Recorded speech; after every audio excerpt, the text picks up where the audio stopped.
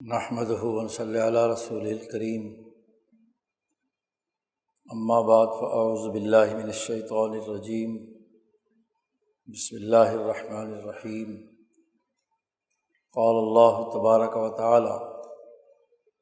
وَإِذْ أَخَذْنَا مِيثَاقَكُمْ لَا تَسْفِكُونَ دِمَاءَكُمْ وَلَا تُخْرِجُونَ أَنفُسَكُم مِّن دِيَارِكُمْ ثُمَّ أَقْرَرْتُمْ وَأَنْتُمْ تَشْهَدُونَ۔ وقال النبی صلی اللہ علیہ وسلم: كانت بنو اسرائیل تسوسهم الانبیاء كلما هلك نبی خلفه نبی وإنه لا نبی بعدی سيكون خلفاء فيكثرون۔ وقال النبی صلی اللہ علیہ وسلم: لا تزال طائفة من امتی قائمین علی الحق لا یضرهم من خالفهم۔ صدق اللہ مولانا العظیم وصدق رسولہ النبی الکریم۔ معزز دوستو، کتاب مقدس قرآن حکیم قیامت تک تمام انسانوں کے لیے، تمام اقوام عالم کے لیے رہنمائی کا ذریعہ ہے۔ دنیا کی کوئی قوم، انسانیت پر مشتمل کوئی معاشرہ اس کتاب مقدس قرآن حکیم کی تعلیمات سے ماورا ہو کر دنیاوی اور اخروی ترقی حاصل نہیں کر سکتے۔ آخری نبی پر یہ آخری کتاب کل انسانیت کی رہنمائی کے لیے ہے، اور یہ وہ جامع کتاب ہے کہ جس میں آدم علیہ السلام سے لے کر رسول اللہ صلی اللہ علیہ وسلم تک تمام انبیاء علیہم السلام اور تمام کتب الہیہ کا خلاصہ موجود ہے۔ کوئی ایسی کتاب مقدس قرآن حکیم سے پہلے نازل ہونے والی ایسی نہیں ہے کہ جس کی تعلیمات کے تمام امور کا خلاصہ کتاب مقدس قرآن حکیم میں نہ ہو، خواہ وہ صحف ابراہیم ہو یا موسیٰ علیہ السلام پر نازل ہونے والی تورات ہو، یا داؤد اور سلیمان پر آنے والی زبور ہو، یا حضرت عیسیٰ علیہ السلام پر نازل ہونے والی انجیل ہو۔ ان کتابوں میں جو ہدایات اللہ نے انسانیت کے لیے اپنے اپنے ادوار میں جاری کی تھی، ان تمام کو بڑے جامع انداز میں کتاب مقدس قرآن حکیم نے انسانیت کے سامنے رکھا ہے۔ انسانیت اللہ کو چونکہ محبوب اور مطلوب ہے، اس کرۂ ارض پر انسان کو اپنا خلیفہ بنا کر بھیجا ہے، تو انسانوں کو کامیاب بنانا، ان کو ہدایت دینا، رہنمائی دینا، یہ انبیاء علیہم السلام اور خاص طور پر خاتم الانبیاء حضرت محمد مصطفیٰ صلی اللہ علیہ وسلم کا مقصد اور ہدف ہے۔ کتاب مقدس قرآن حکیم بھی اسی لیے نازل ہوا ہے۔ اللہ پاک نے سورۃ الحدید میں فرمایا ہے کہ لقد ارسلنا رسلنا بالبینات وانزلنا معهم الکتاب والمیزان، کہ ہم نے تمام انبیاء اپنے رسول جو دنیا میں بھیجے ہیں اور جو تمام کتابیں ہم نے نازل کی ہیں، ان کا مقصد یہ ہے کہ لیقوم الناس بالقسط، کہ کل انسانیت عدل و انصاف پر قائم ہو جائے۔ تمام کتب مقدسہ میں جو ہدایات دی گئی ہیں، ان کا مقصد انسانیت میں عدل و انصاف قائم کرنا ہے۔ یہ قطعی طور پر بطور علت کے، مقصد اور ہدف کے خود کتاب مقدس قرآن حکیم نے یہ بات واضح کر دی ہے کہ آپ صلی اللہ علیہ وسلم اس مقصد کے لیے آئے ہیں۔ اس لیے جتنی بھی ہدایات اور تعلیمات ان کتب مقدسہ میں دی جاتی ہیں وہ اسی لیے ہے کہ انسانوں کے درمیان جو مختلف امور ہوں بھی تو ان کی تکمیل کا طریقہ کار ایسا ہونا چاہیے کہ جس کا نتیجہ انسانیت میں عدل اور امن، انسانیت کے مسائل کے حل کی صورت میں ہو، نہ کہ انسانیت اذیت، تکلیف، بد امنی اور قتل و غارت گری کی حالت میں مبتلا ہو۔ اللہ پاک نے اس کے لیے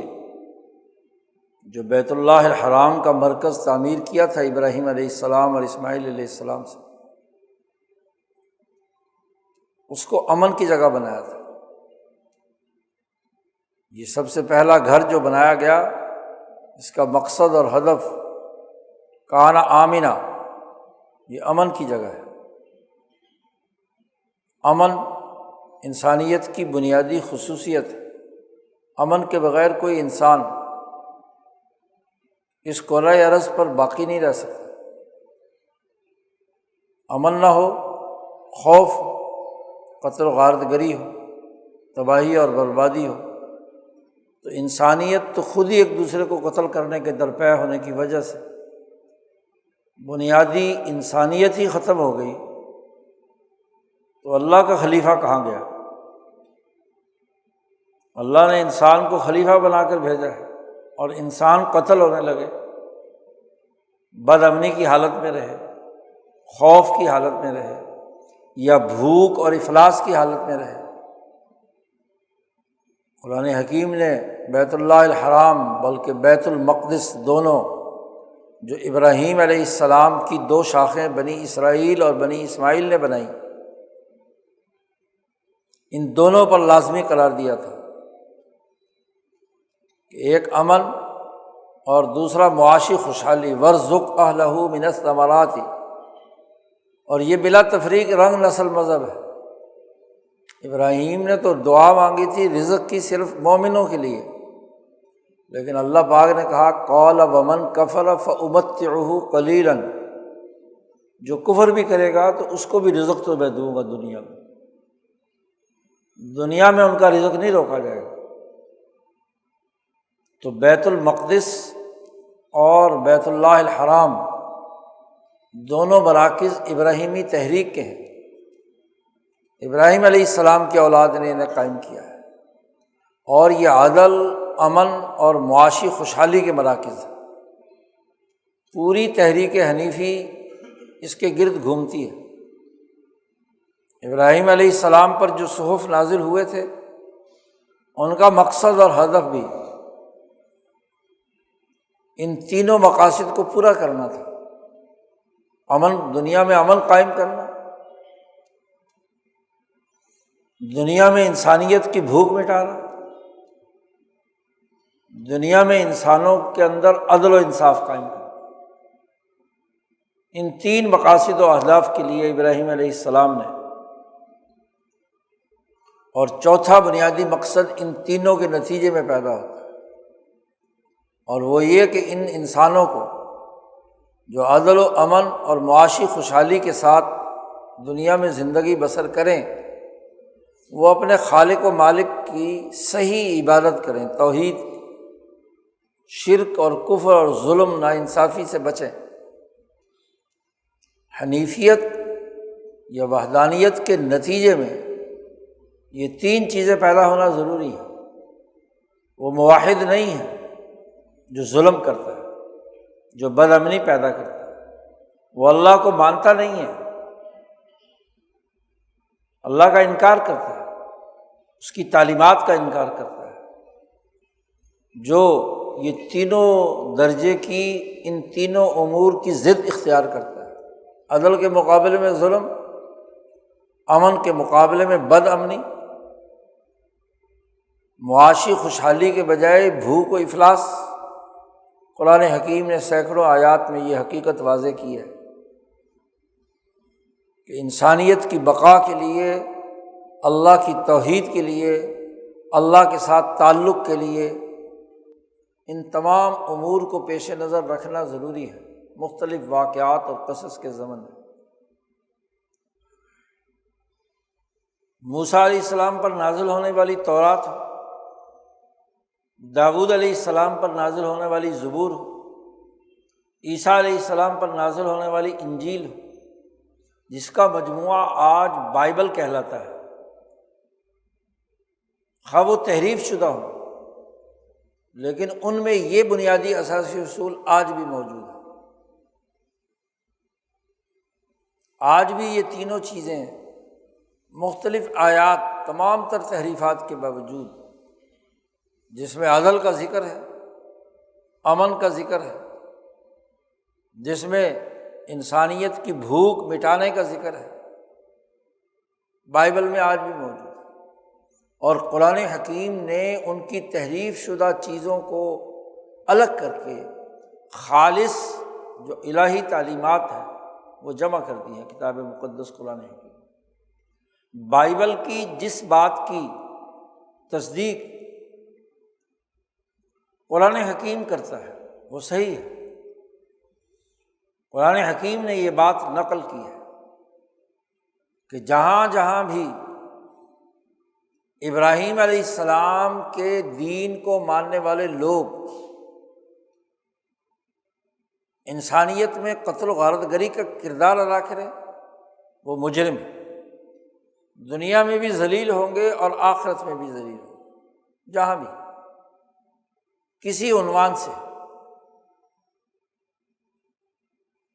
اسی کچھ تفصیلات گزشتہ جمعے میں بیان کی گئی تھی کہ حضرت داؤد علیہ السلام پر بھی، جو بائبل میں موجود ہے، داؤد علیہ السلام کو بھی اللہ نے حکم دیا تھا کہ ہم نے آپ کو زمین میں خلیفہ بنایا ہے، حکمران بنایا ہے، اور اس لیے بنایا ہے کہ آپ کل انسانیت میں حق کے ساتھ فیصلہ کریں۔ فاحکم بین الناس بالحق ولا تتبع الہویٰ، خواہشات کی پیروی مت کریں، جو حقیقت ہے اس حقیقت کے مطابق فیصلہ کریں۔ فیصلے کی بنیاد حق ہوگا، فیصلے کی بنیاد ظلم نہیں، ناحق نہیں، خواہشات نہیں، کسی مخصوص طبقے کی۔ اور یہی بات قرآن حکیم نے جیسے داؤد علیہ السلام کے بارے میں نقل کی، یہی بات حضرت محمد مصطفیٰ صلی اللہ علیہ وسلم سے بھی کہا کہ ہم نے آپ کے لیے ایک شریعت نازل کی ہے اس کتاب میں، جعلناک علی شریعۃ فاتبعھا، آپ اس کی اتباع کیجیے، ولا تتبع اہواء الذین لا یعلمون، ان لوگوں کی اتباع مت کیجیے کہ جو علم نہیں رکھتے۔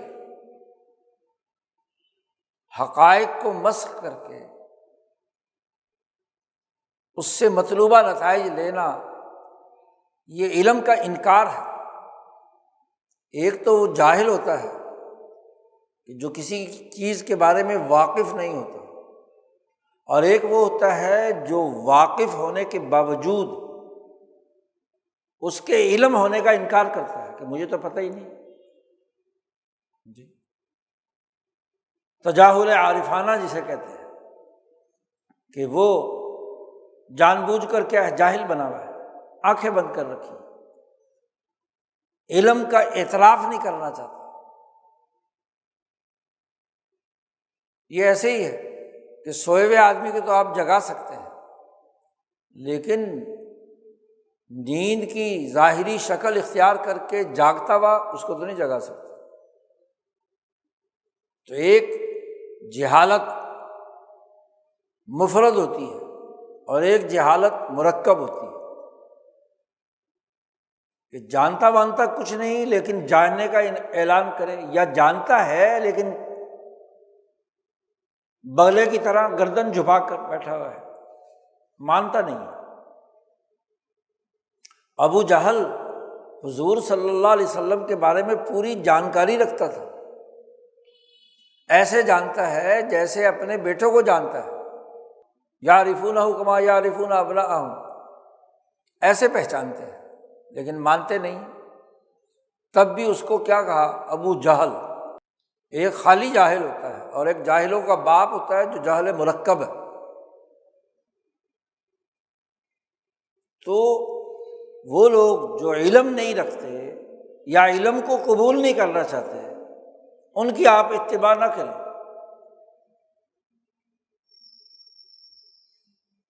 بائبل میں بھی یہ ہدایات موجود ہیں اور کتاب مقدس قرآن حکیم میں بھی ہے۔ یعنی ابراہیم علیہ السلام کی اولاد کے دو سلسلے، بنی اسرائیل اور بنی اسماعیل، ان دونوں کو ان کے نبیوں کے ذریعے سے واضح اور دو ٹوک ہدایت دی گئی کہ خواہشات کی پیروی نہیں کرنی، حقائق کے مطابق فیصلہ کرنا ہے،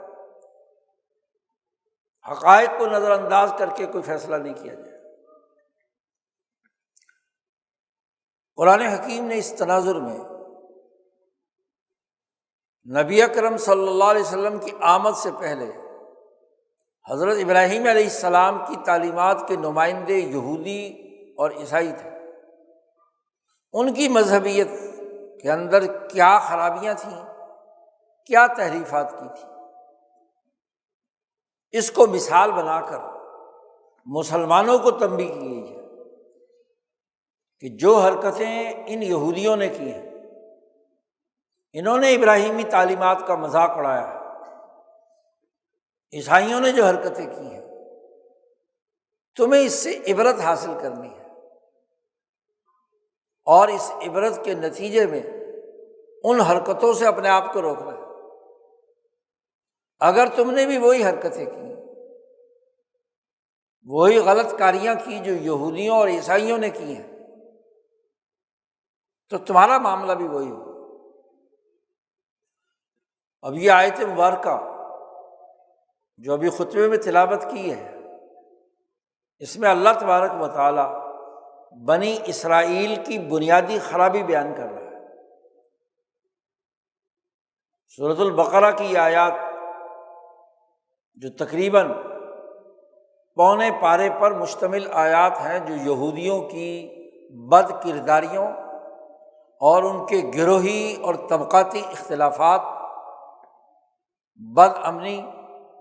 ناانصافی اور بھوک و افلاس پیدا کرنے کے تناظر میں تھیں، قرآن حکیم نے ایک ایک وہ حالت بیان کی ہے جس سے مدینے میں بسنے والے یہودیوں کی حالت زار کا نقشہ بھی کھینچا ہے، اور اس سے بڑھ کر دنیا بھر کے کل انسانوں کو ان آیات کے تناظر میں آئینہ دکھایا ہے کہ جب بھی تم یہ حرکت کرو گے تو تمہارے ساتھ بھی یہی معاملہ ہوگا کہ دنیا میں ذلت اور رسوائی، فما جزاء من یفعل ذلک منکم الا خزی فی الحیات الدنیا،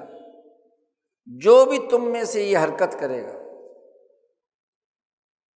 کم کا خطاب ہے، اور یہ مسلمانوں کو بھی ہے، یہودیوں کو بھی ہے، عیسائیوں کو بھی ہے، جو بھی یہ کرتا ہے اس کے لیے دنیا میں ذلت اور رسوائی ہے، اور آخرت کا عذاب تو اس سے بھی بڑھ کر ہے، اذیت ناک، اشد العذاب۔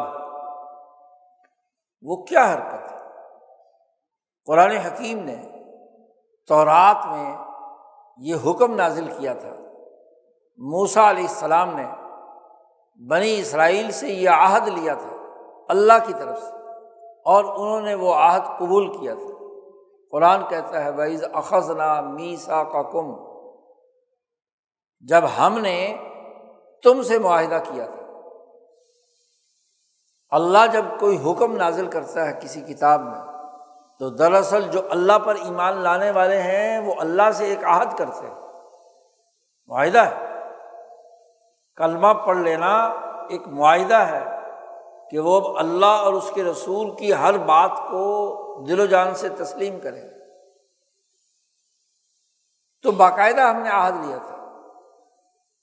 وَإِذَا أَخَذْنَا مِيثَاقَكُمْ، تم سے معاہدہ کیا تھا، لَا تَسْفِكُونَ دِمَاءَكُمْ، تم آپس میں ایک دوسرے کا خون نہیں بہاؤ گے۔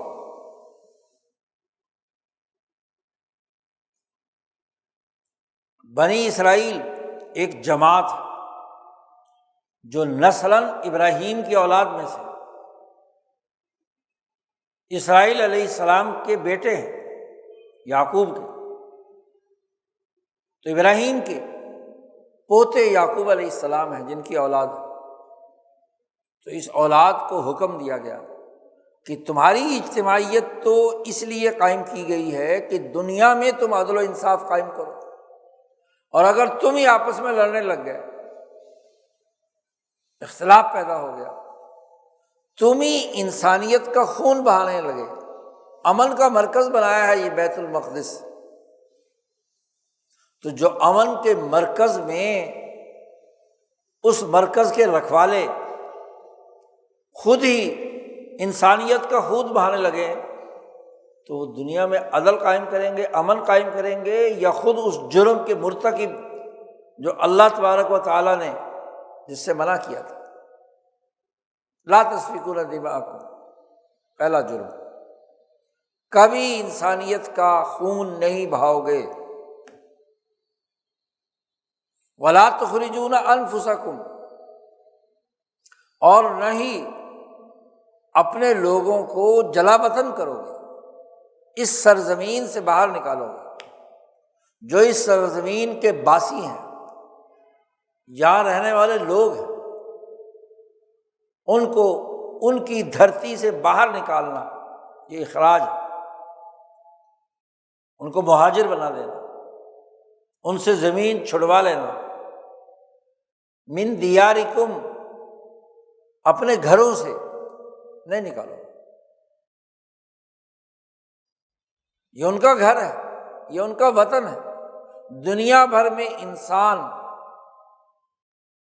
جس دھرتی اور وطن پر رہتا ہے نسل در نسل، اس کے ساتھ اس کی گہری وابستگی ہوتی ہے۔ امن تبھی قائم ہوتا ہے جب وہ اپنی اس دھرتی کے اوپر رہے، جب دھرتی سے باہر جاتا ہے، دوسرے ملک میں چلا جاتا ہے، تو اس کا اس دھرتی سے کوئی تعلق نہیں ہوتا، وہ وہاں دہشت گردی پھیلاتا ہے، بد امنی پھیلاتا ہے، عدم تحفظ کے احساس میں رد عمل دیتا ہے، اپنے آپ کو تباہ و برباد کرتا ہے۔ تو اس لیے کسی کو اپنے وطن سے بے وطن نہیں کرو گے، تخرجون انفسکم من دیارکم، یہ دو بنیادی تم سے معاہدے ہوئے۔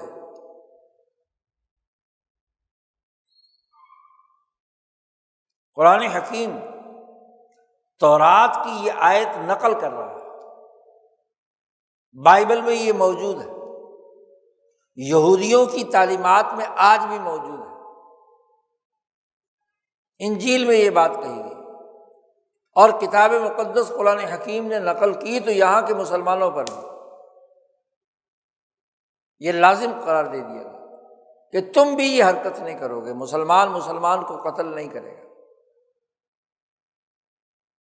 اس کو جلا وطن نہیں کرے گا، اپنی جگہ سے باہر نہیں نکالے گا۔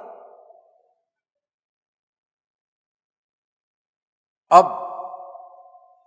ان احکامات کے تحت بنی ابراہیم، خواہ وہ بنی اسماعیل ہوں یا بنی اسرائیل، انسانیت کے کسٹوڈین، انسانیت کی حفاظت کے لیے کردار ادا کرنا ان کی ذمہ داری ہے۔ اور خود رسول اللہ صلی اللہ علیہ وسلم نے فرما دیا، یا ایھا الناس، اے لوگو، ان ربکم واحد، تمہارا رب صرف ایک ہے، اور یہ تینوں مذاہب اللہ کو ایک مانتے ہیں بظاہر، مسلمان ہو، یہودی ہو، عیسائی ہو۔ جب موسیٰ کو مانتے ہیں تو موسیٰ کی تعلیمات، موسیٰ کو رسول مانتے ہیں اللہ کا، عیسیٰ کو اللہ کا رسول مانتے ہیں، اللہ کو مانتے ہیں تو رسول مانتے ہیں۔ اور مسلمان نبی اکرم صلی اللہ علیہ وسلم پر ایمان لاتے ہیں تو اللہ کی وحدانیت کا اقرار کرتے ہیں، تمہارا رب ایک ہے اور تمہارا باپ بھی ایک ہے۔ کیا باپ کی اولاد لڑ لڑ کر ایک دوسرے کو قتل کرے گی؟ ایک بھائی دوسرے بھائی کی گردن اڑائے گا؟ ایک بھائی دوسرے بھائی کو جلا وطن کرے گا؟ یہ تمام حرکتیں تو شیطان انسان پر مسلط ہو کر، جو انسان کا دشمن ہے، وہ تمہیں اکساتا ہے ان حرکتوں پر۔ اللہ پاک فرماتے ہیں کہ شیطان کو، جو اللہ اور اس کا رسول کا دشمن ہے، اس سے دوستی مت لگاؤ۔ لا تتخذوا عدوی وعدوکم اولیاء، جو میرا دشمن اور تمہارا دشمن، رب ایک ہے، انسان ایک ہے، تو تمہارا انسانوں کا دشمن ہے وہ، اور رب سے تو اس نے باقاعدہ للکار کر رب کے سامنے تو دعویٰ کیا تھا کہ تو اس انسانیت کو کی اکثریت کو شکر گزار بندہ نہیں پائے گا، میں اس کے دائیں سے بھی آؤں گا، میں بائیں سے بھی آؤں گا، آگے سے بھی آؤں گا، پیچھے سے بھی آؤں گا، اس کو گمراہ کروں گا۔ تو دشمن کو دشمن سمجھو۔ اب جس پروگرام کو لے کر ابراہیم علیہ السلام آئے، آج ابراہیم علیہ السلام کے نام پر جو معاہدات کا ڈھنڈورا پیٹا جا رہا ہے، کیا ابراہیم کی اصل تعلیمات کو پیش نظر رکھ کر ہے، یا ابراہیم کے نام پر ظلم و تشدد کی نئی داستان رقم کرنا ہے؟ سفاکیت کا، خون بہانے کا، بد امنی پیدا کرنے کا، تباہی اور بربادی کا۔ سوچنا یہ کہ بحیثیت انسان، بحیثیت ابراہیم علیہ السلام کی تعلیمات کے ماننے والوں کے، کیا انسانیت کا قتل، تباہی، بربادی، ان کو اپنے گھروں سے جلا وطن کرنا، یہ ابراہیمی تعلیمات ہے؟ سوچنے کی بات یہ، اور یہ سوچنا اس وقت جیسے یہودیوں پر لازم ہے، عیسائیوں پر لازم ہے، ایسے ہی منافق مسلمانوں پر بھی لازم ہے۔ جیسے یہودیت ابراہیمی تعلیمات سے منحرف ہو چکی، جیسے عیسائیت انجیل کی تعلیمات سے روگردانی کر چکے، آج کا منافق مسلمان بھی، مسلمان ممالک بھی، مسلمان جماعتیں بھی بظاہر مسلمان ہیں، لیکن قرآن کی تعلیمات کے علی الرغم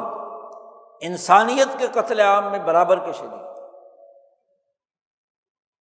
عجیب تماشا ہے،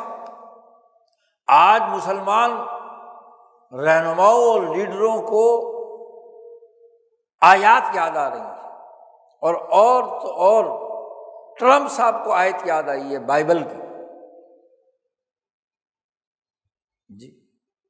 بائبل کی آیت بیان کی جا رہی ہے کہ بائبل کا یہ قول ہے کہ جو صلح کرائے اور امن کرائے وہ اس کے لیے باعث برکت ہے۔ اور کس بات پر؟ کہ وہ اسرائیل اور حماس جو مصر میں بیٹھ کر جنگ بندی کا ایک معاہدہ کرتے ہیں، 7 اکتوبر 2023 کو حماس نے حملہ کیا ہے اسرائیل پر، اور 7 اکتوبر 2025 ٹھیک 2 سال انسانیت کی قتل و غارت گری، جلا وطنی، غزہ کی تباہی اور بربادی کے بعد دونوں صفاق قسم کے دشمن، بظاہر دشمن اور حقیقت میں ایک، فتح کا جشن منا رہے ہیں، صلح کی بات کر رہے ہیں۔ اب آپ دیکھیے اس پورے 2 سال میں جو انسانیت قتل ہوئی، ملک تباہ و برباد ہوا، جن کو اپنے گھروں سے نکال کر تباہ و برباد کر دیے گئے ان کے گھر، ذرا اس پورے منظر نامے پر، یہ ایک بین الاقوامی منظر نامہ ہے، اور بقول ان تمام کے ابراہیم ایکارڈ کو ماننے والے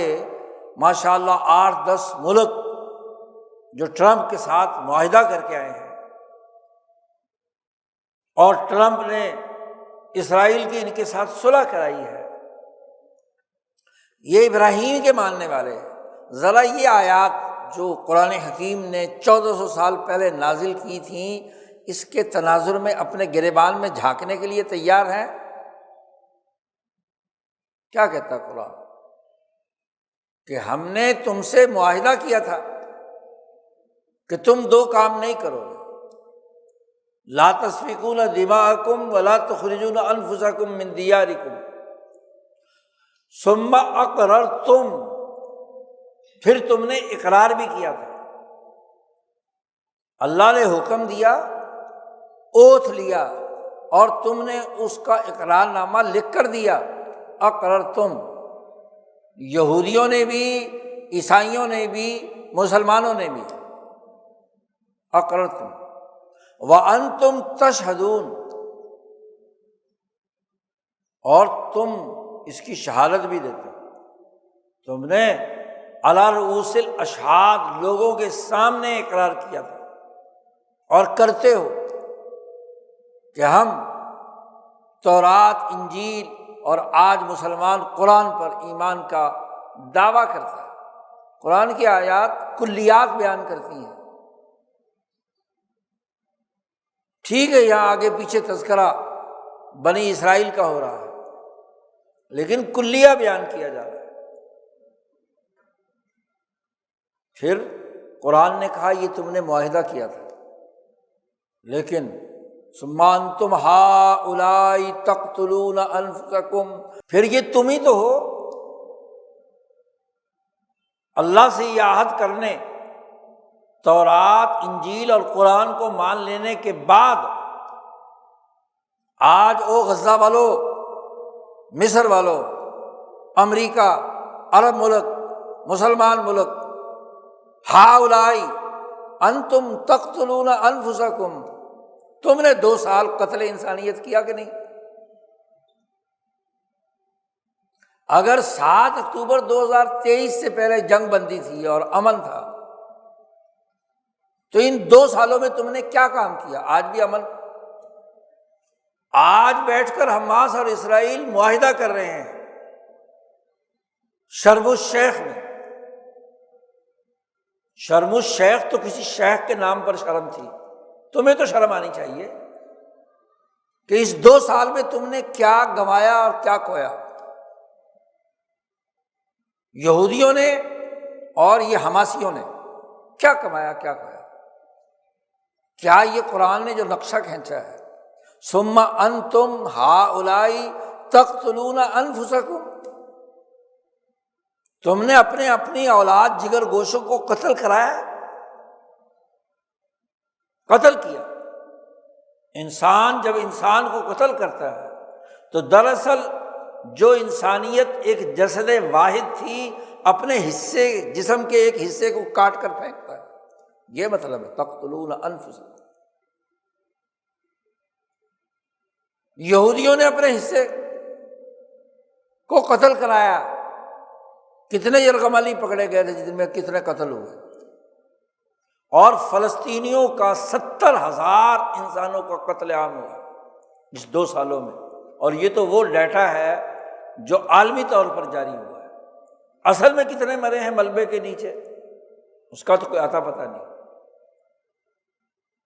ثم انتم ہؤلاء تقتلون، یہ تم ہی تو ہو کہ تم نے انسانیت قتل کی، اور یہ تم ہی تو ہو کہ جنہوں نے اپنے گھروں سے انسانوں کو جلا وطن کیا، بھگانے کی پوری کوشش کی، قتل کر دیے، زخمی کر دیے۔ اور جلا وطنی یا اخراج دار دو طرح سے ہوتا ہے، یا جیلوں میں ڈال دو، گھر میں نظر بند کر دو، یا کسی دوسرے ملک منتقل کر دو۔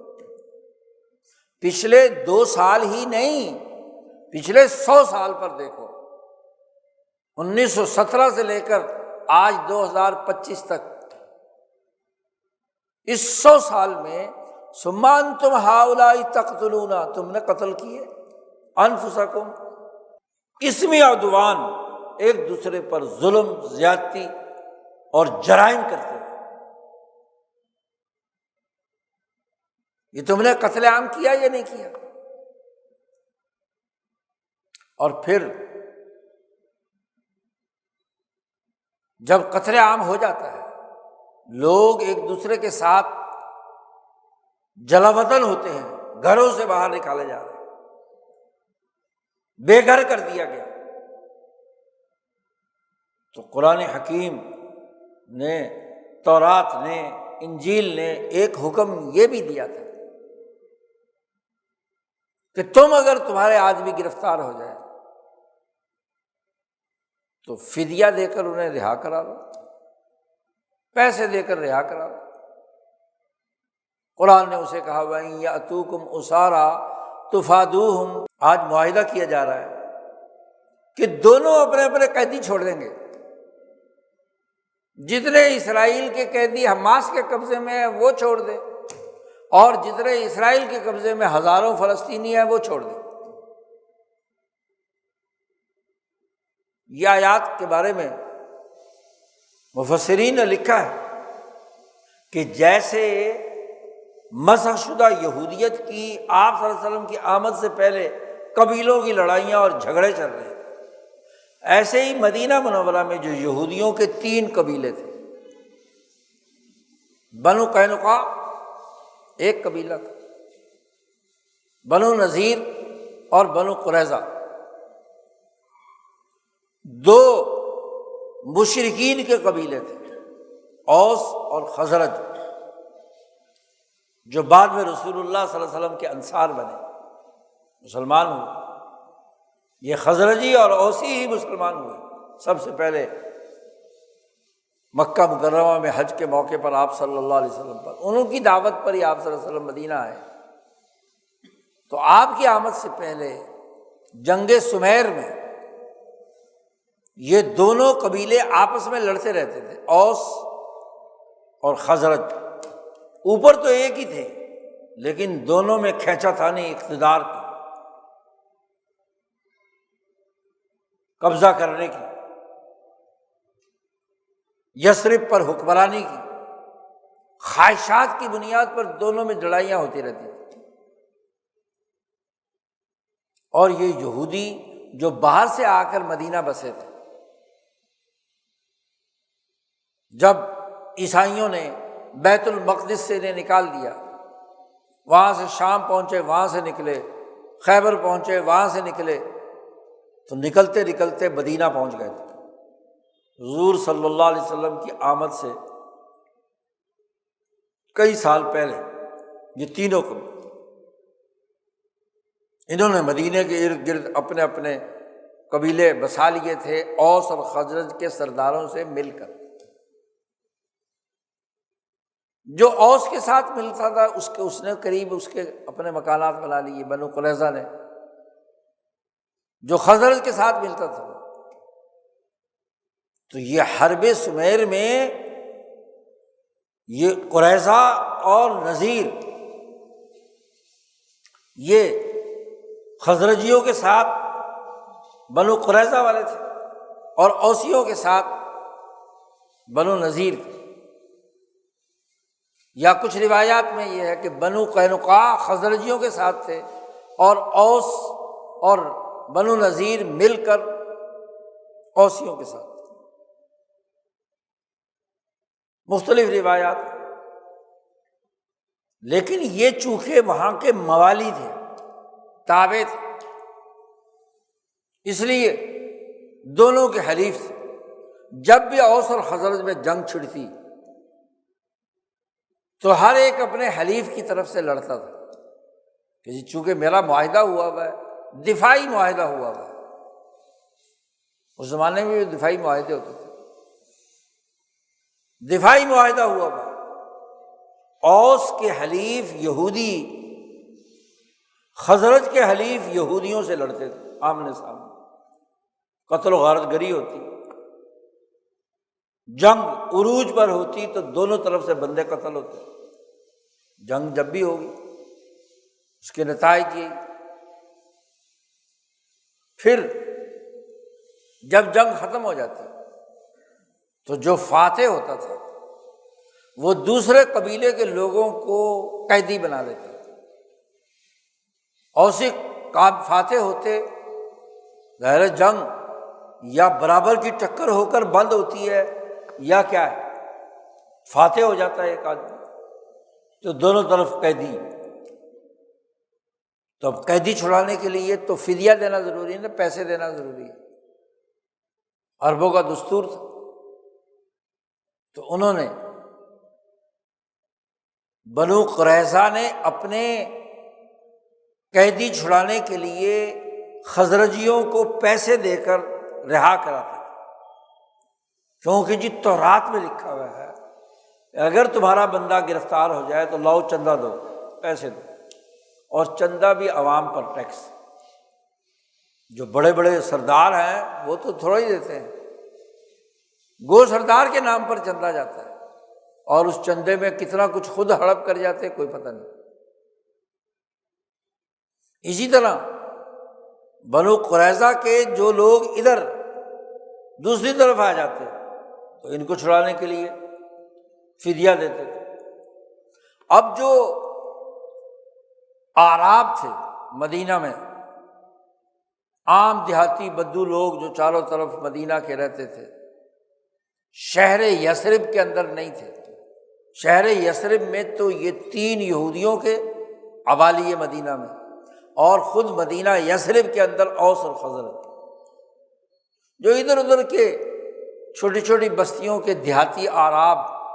وہ آ کر یہودیوں سے پوچھتے کہ بھائی یہ جو تم اب فدیہ دے کر اپنے بندے چھڑا رہے ہو تو تم نے جنگ کیوں لڑی؟ یہ کیا مذاق ہے؟ پہلے جنگ لڑتے ہو پھر اپنے بندے چھڑانے کے لیے پیسے دیتے ہو۔ یعنی وہ بدو عقل مند تھے انسانیت کی بنیاد پر، تو کہتے چونکہ بائبل میں لکھا ہے کہ صلح اور امن سے رہنا چاہیے، اور اگر بندے گرفتار ہو جائیں تو ان کو فدیہ دے کے رہا کرانا چاہیے، اور اگر جلا وطن ہو گئے ہیں تو ان کو دوبارہ لا کر بسانا چاہیے۔ تو وہ پوچھتا کہ پہلے تم نے کیوں نکالے، پہلے بندے کیوں قتل کیے؟ تو کوئی جواب نہیں ہوتا۔ یعنی وہ یہودیوں کے 2-3 قبیلے ایک دوسرے کے ساتھ، حالانکہ دونوں تورات پڑھ رہے ہیں،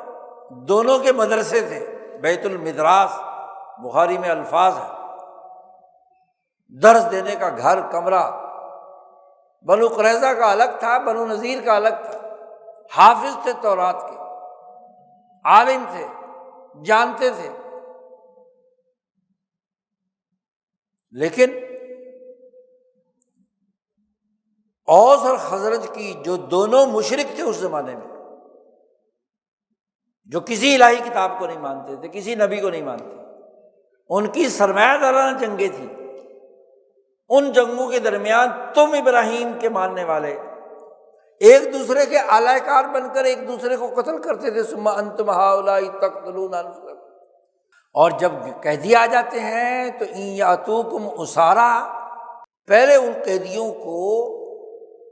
گرفتار کروانا، دوسروں کے حوالے کرنا، یہ تو تم پر حرام تھا۔ اس وقت تو تم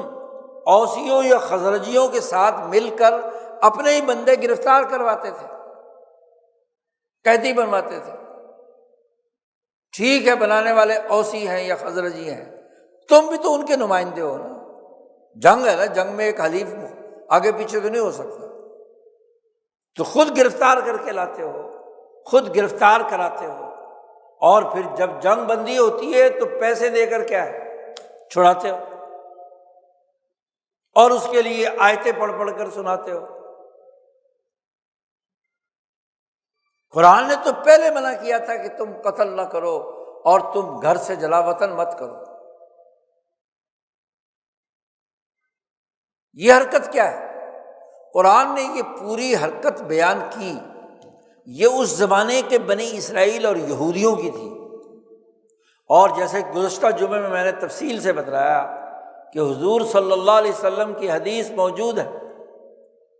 کہ تم بھی یہودیوں اور عیسائیوں کے نقش قدم پر چلو گے، لَتَتَّبِعُنَّ سُنَنَ مَنْ كَانَ قَبْلَكُمْ، تم بھی کیا ہے ان کے نقش قدم پر چلو گے، گٹھ بکٹھ، ذراع بذراع، حذو النعل بالنعل، جیسے جوتا جوتے کے برابر ہوتا ہے، وہ کم زیادہ نہیں ہوتا، ایسے ہی تم بھی یہی کام کرو۔ آج تم بھی اسی حرکت کے مرتکب ہو رہے ہو کہ تمہارے اندر ہیں مسلمان 2 سال بلکہ 100 سال سے فلسطینی قتل ہو رہے ہیں، اور یہ 57 مسلمان ملک تماشا دیکھ رہے ہیں۔ تم پر تو حرام تھا قتل کرنا، امریکہ کے اور برطانیہ کے اعلی کار بن کر تم نے 100 سال میں انسانیت کا قتل کیا، اور آج پچھلے 2 سال میں حماس نے حملہ کیا تو اس حملے کے بعد کیا پایا کیا کھویا، اس 2 سال کا جائزہ تو لیا جائے۔ جس معاہدے کو آج کر کے تم خوشیاں منا رہے ہو، یہ معاہدہ تو بغیر لڑائی کے 7 اکتوبر 2023 سے پہلے بھی موجود تھا، لیکن اس 2 سال میں انسان قتل ہو گئے، فلسطینی تباہ ہو گئے، علاقے اجڑ گئے، غزہ تباہ و برباد ہو گیا، اور آج کس منہ سے اسی دشمن جس کو اب تک دشمن کہہ کر حملہ کر رہے ہو، اس دشمن کے ساتھ شرم الشیخ میں بیٹھ کر جنگ بندی کا معاہدہ کر رہے ہیں، اور اس جنگ بندی کے معاہدے میں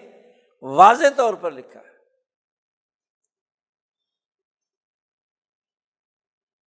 کہ واضح طور پر کہ ابھی جنگ بندی میں پہلا مرحلہ قیدیوں کی رہائی ہوگی، پہلا کام یہ ہو کہ دونوں طرف سے قیدی رہا کیے جائیں گے، اس کے بعد اسرائیل کسی متفقہ ڈائیلاگ کے بعد غزہ کو خالی کرنے کے لیے اپنی فوج کو باہر نکالے گا۔ یہ اگلا عمل ہے، کیونکہ تمہارا جو معاہدہ کرانے والا ہے وہ تو ٹرمپ ہے نا، اسی کا ٹویٹس پہ کچھ چل رہا ہے، اور پھر اس معاہدے کے لیے وہ آیت پیش کر رہا ہے بائبل کی۔ کیا اس بائبل میں یہ آیت موجود نہیں ہے کہ تم آپس میں انسانیت کا خون نہیں بہاؤ گے؟ 2 سال سے دنیا کا ظالم اور سفاک شیطان نیتن یاہو فلسطینیوں کی جان مال عزت آبرو سے کھیل رہا ہے، اور انسانیت کو یہ توفیق نہیں ہے۔ بائبل اور قرآن کو ماننے والے آج ایک ہی کٹہرے میں کھڑے ہیں، جہاں تورات ہی کو ماننے والے 2 قبیلے بنو قریظہ اور بنو نذیر ایک جگہ پر کھڑے تھے، آج بنی اسماعیلی اور بنی اسرائیلی ایک مقام پر کھڑے ہیں۔ دونوں کی کتابوں میں موجود ہے کہ قتل انسانیت نہیں ہونا چاہیے، آنکھیں بند کر رکھی ہیں۔ پورے یورپ میں آج اسرائیل کی قید سے رہا ہونے والا یورپین کی بڑی تعریف کر رہا ہے کہ انہوں نے بڑا کردار، یورپ کا تعلق تو ان کی حکومتوں سے ہے، حکومتوں کا کیا کردار ہے؟ مجرم برطانیہ کی حکومت، فرانس کی حکومت، امریکہ کی حکومت ہے، سسٹم، عوام کا کیا تعلق؟ عوام کی بنیاد پر کوئی فیصلے ہوتے ہیں، اور جہاں عوام بھی نکلتے ہیں وہ حکومتوں کے سدھائے ہوئے ہوتے ہیں، ان کی اجازت کے بغیر نہیں نکل سکتے۔ تو کیا ان حکومتوں کو نظر نہیں آتا کہ تقتلون انفسکم، قتل عام ہو رہا ہے، ہسپتال تباہ کر دیے، تعلیمی ادارے تباہ کر دیے، گھر تباہ کر دیے؟ اور عجیب تماشا ہے کہ چھوٹی سی پٹی غزہ کی، جس کے چپے چپے پر ایک ایک اسرائیلی فوجی کھڑا ہے، وہاں 20 یرغمالی نہیں مل رہے، اس کی بنیاد پر آج رات بھی حملہ ہوا۔ دنیا میں فورسز جہاں پر مسلط ہوتی ہیں کسی بھی ملک اور قوم کی، وہ اپنی پورے علاقے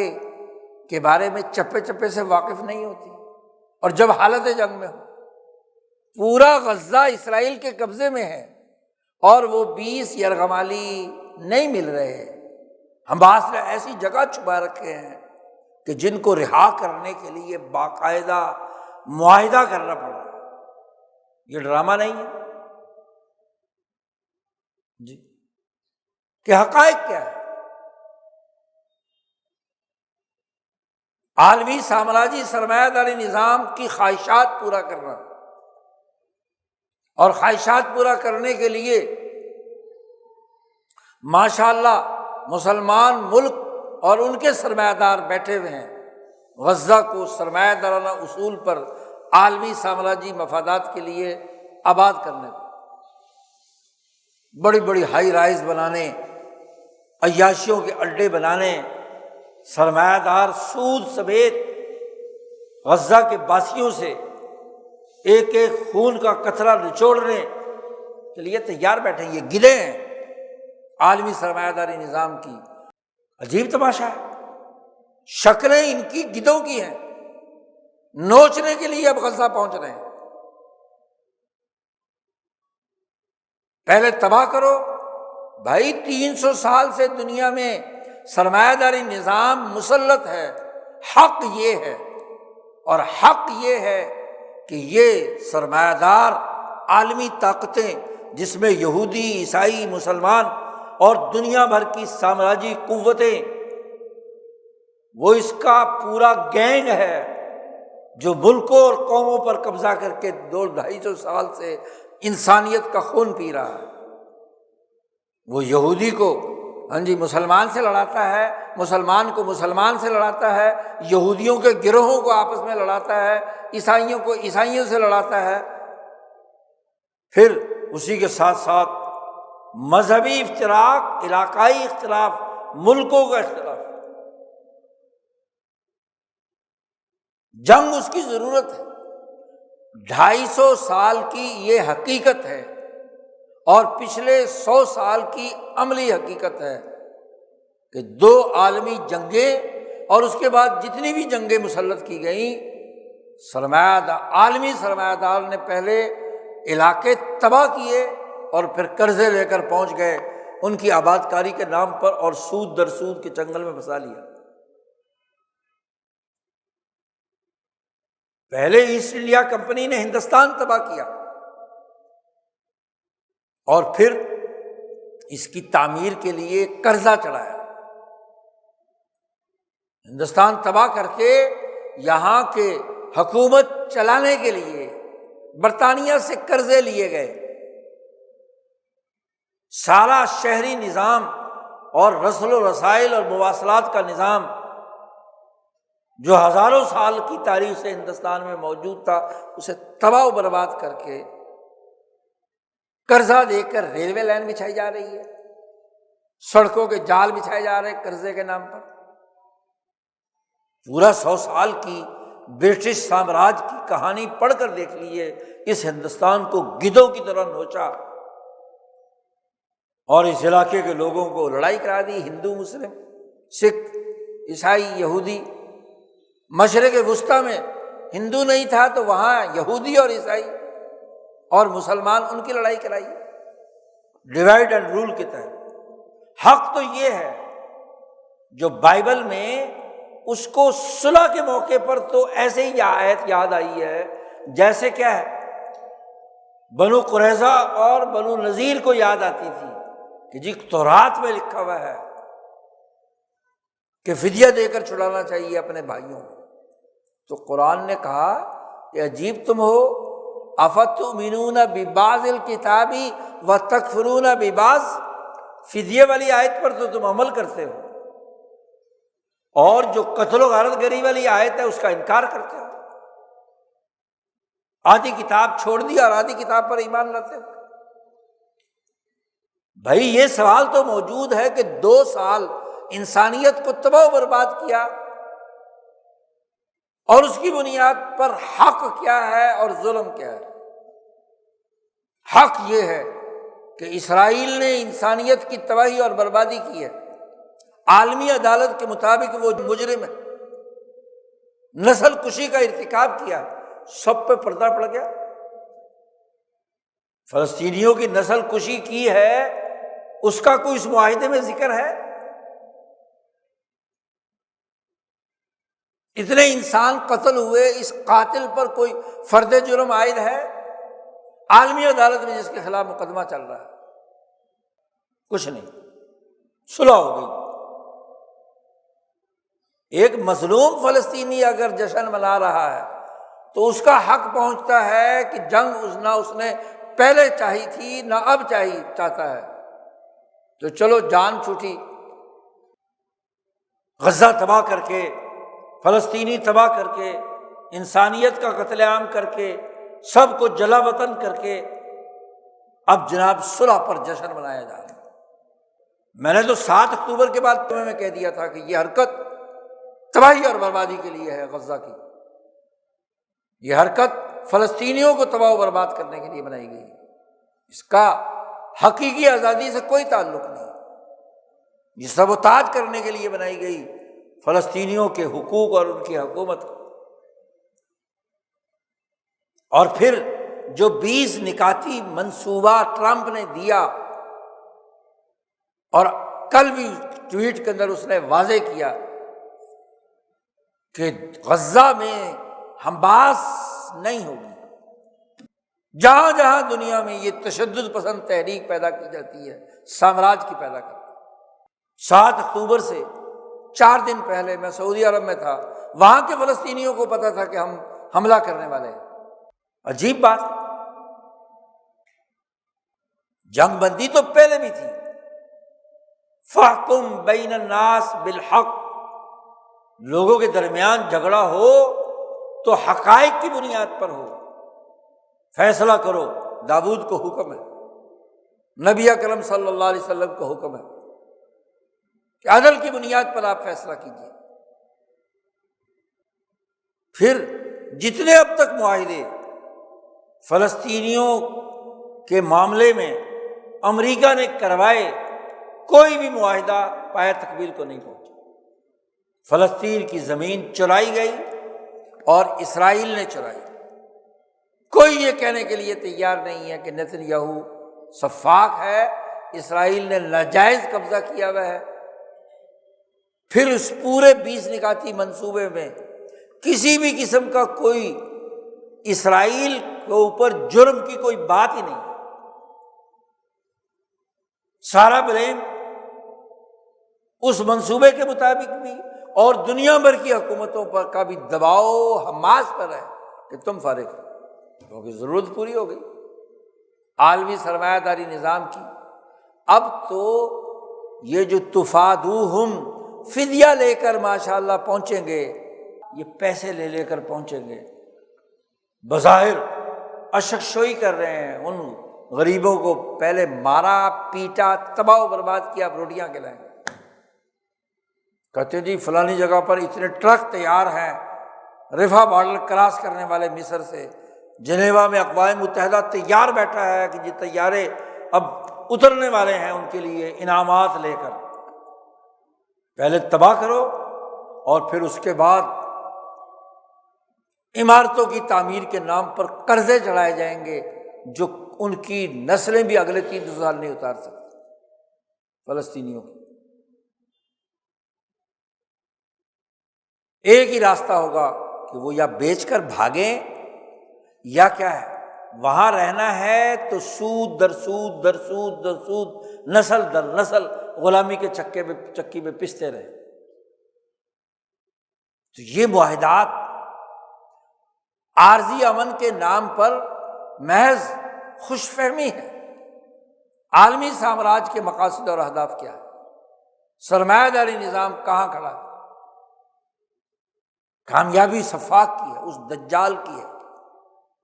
دجل و فریب کی ہے، اور اس کے اعلی کار مسلمان اور یہودی جو ابراہیم کے نام پر اکٹھے کیے جا رہے ہیں، جن کو ابراہیم کی اصل تعلیمات سے منحرف کر کے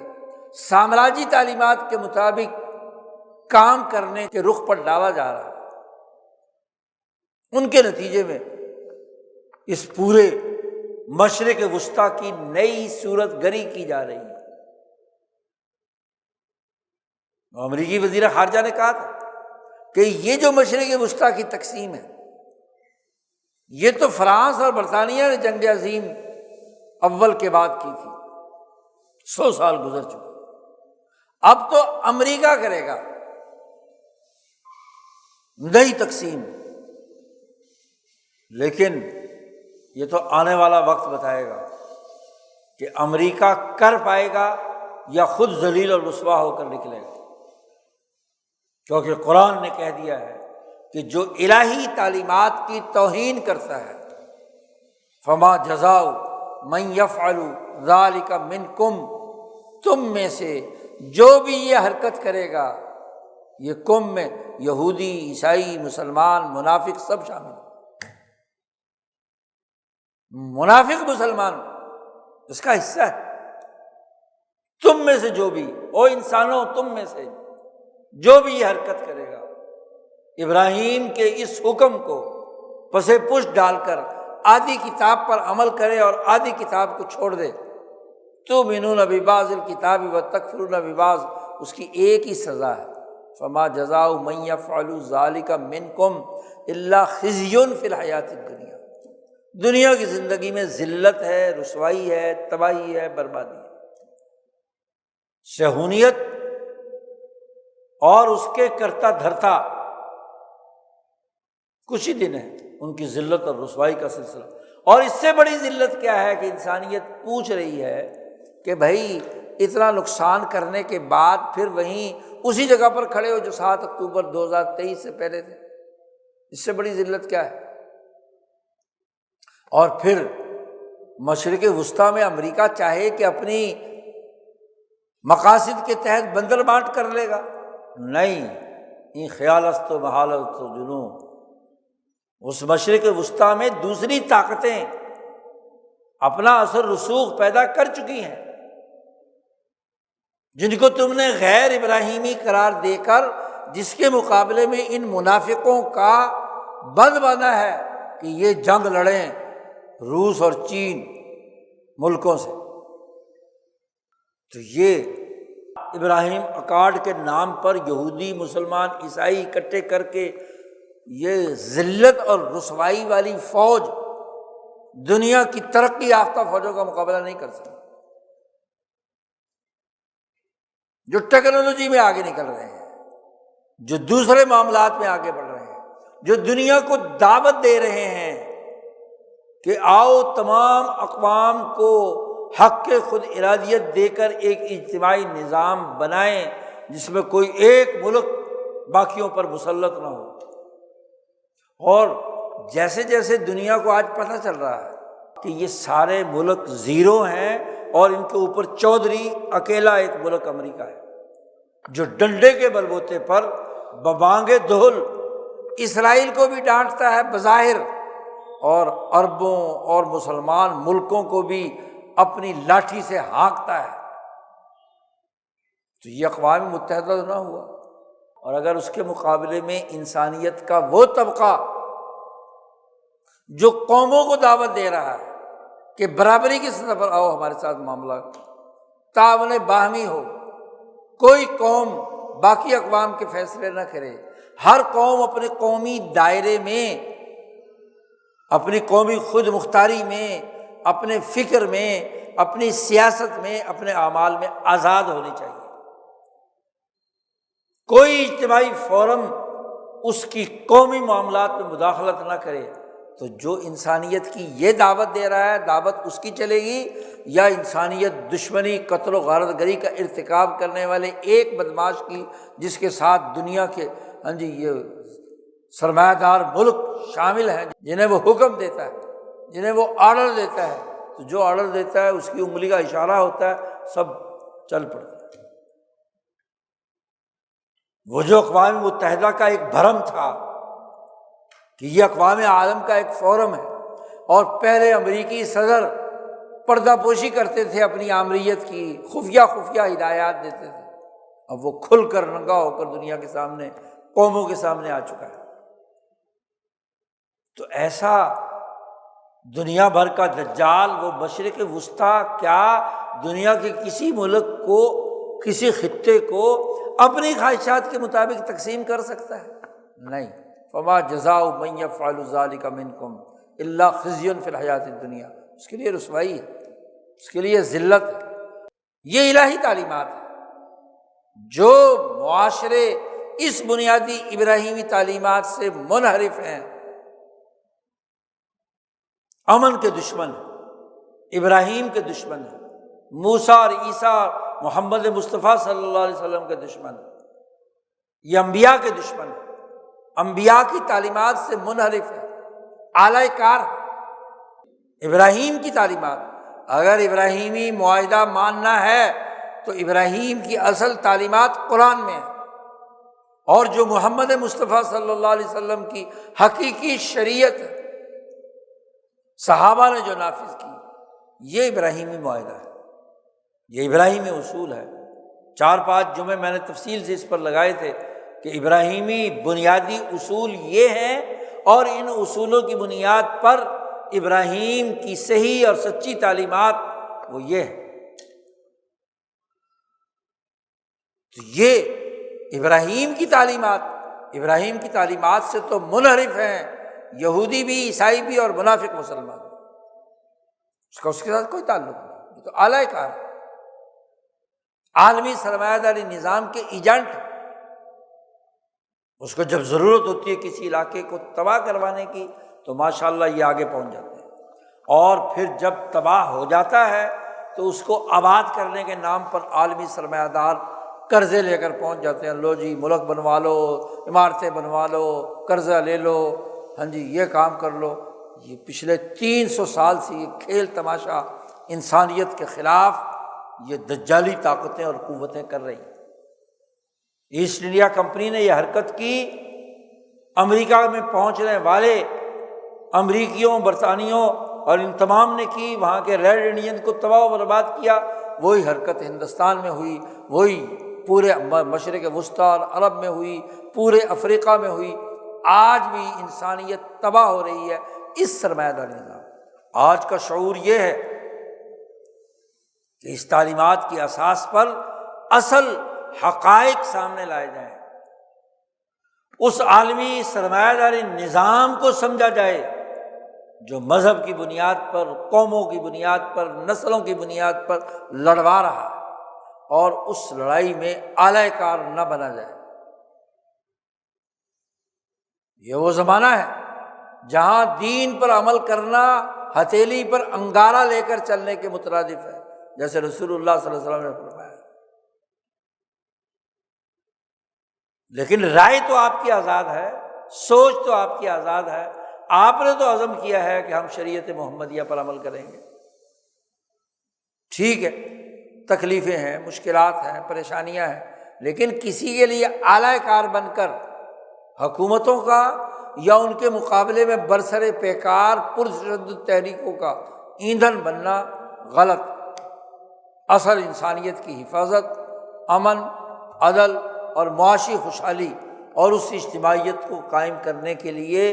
ابراہیمی تحریک سے وابستہ ہونا، تحریک حنیفیت سے وابستہ ہونا، شریعت محمدیہ کا پابند ہونا، سیاست محمدیہ اور طریقت محمدیہ کا پابند ہونا، یہ بنیادی ضرورت ہے۔ تو ایک مسلمان نوجوان عزم کرے کہ وہ قرآن کی حقیقی تعلیمات سے جڑے گا، سچا مسلمان ہوگا، سچائی پر قائم رہے گا، حقائق کو شعور کی آنکھوں سے دیکھے گا، حق اور باطل کا فہم پیدا کرے گا۔ حق کے نام پر ڈرامہ رچایا جائے تو اس کا اعلی کار نہیں بنے گا۔ اصل حق کیا ہے، اصل بنیادی حقائق کیا ہے؟ فاحکم بین الناس بالحق، حقائق کے مطابق۔ تو یہ شعور پیدا کرنا یہ بنیادی ضرورت ہے آج کے مسلمان کی۔ منافقت سے نکلے، خرابیوں سے نکلے، اعلی کاری سے نکلے، استعمال ہونے سے بچے، چاہے تھوڑا ہو یا زیادہ ہو، وقت کم لگے یا زیادہ لگے، لیکن سامراج کے اعلی کار ہونے سے بچنا یہ پہلی ذمہ داری ہے ایک مسلمان نوجوان کی۔ اللہ تعالیٰ ہمیں قرآن حکیم کو سمجھنے، حقائق کا صحیح شعور حاصل کرنے اور صحیح رائے قائم کرنے کی توفیق عطا فرمائے۔ وآخر دعوانا الحمد للہ رب العالمین۔